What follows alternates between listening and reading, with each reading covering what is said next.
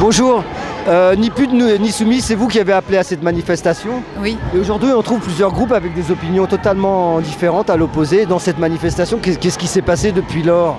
Moi je veux pas vous... Tenez, moi je tiens la banderole. J'entends dire qu'il y a des gens qui s'infilent dans la manif alors qu'ils ne devraient pas y être.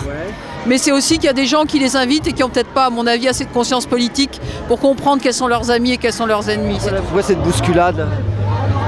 J'ai pas bien suivi, je pense que ceux qui sont derrière veulent rentrer dans la manif directement alors qu'elles sont pas partie prenante de l'organisation de la manif.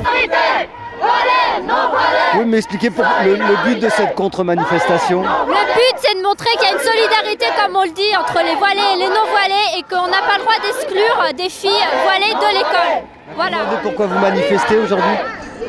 Nous sommes l'antithèse de ni pute ni soumise. On n'exclut pas ni les femmes voilées ni les prostituées. On est contre les lois Sarkozy et contre les lois qui excluent les femmes les femmes voilées de l'école publique. C'est une honte.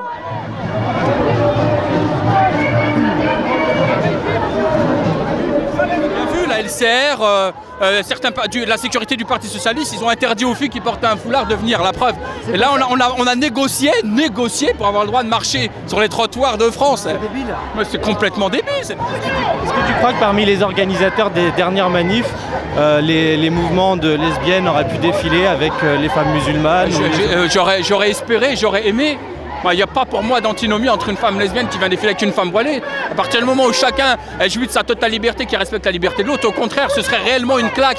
Par exemple, nous, on va essayer de faire bientôt, avant les élections du 21 mars, une grande manifestation avec des juifs et des musulmans. On est en train de l'organiser là. École publique, choisis pas ton public.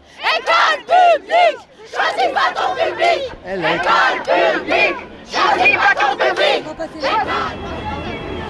Vous en pensez quoi des jeunes femmes qui parlent justement de liberté en arborant le voile? C'était sur l'histoire du voile uniquement à l'école. Mais là, c'est de la provocation.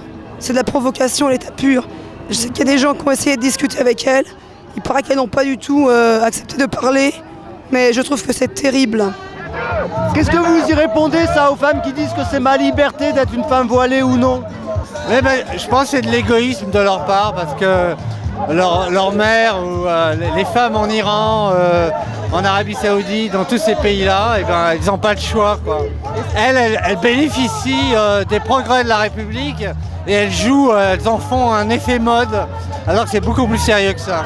Depuis la nuit des temps, les femmes, nous sommes le continent noir.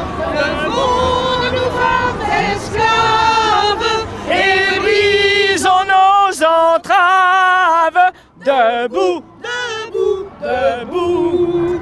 Je suis musulman et je suis pratiquant à ma façon de l'islam et je le comprends, l'esprit de l'islam. Et l'esprit de l'islam, c'est la paix. Le mot islam, ça veut dire la paix. Et c'est ça le vrai islam pour moi et pour beaucoup de gens. Les femmes qui portent le voile disent que pour elles, pour être musulmane, c'est une obligation de porter le voile. Qu'est-ce que vous en pensez? C'est jamais. Moi, je connais le Coran. Je l'ai étudié pendant 2 ans. J'avais mis le foulard quand j'étais petite au collège. D'accord. Et quand j'ai grandi et je relis le Coran bien et j'ai compris ce que j'ai appris par cœur, j'ai compris l'esprit de l'islam et je l'ai enlevé et je suis mieux avec tout le monde et avec mes amis chrétiens ou musulmans ou juifs ou tout. Ou athées.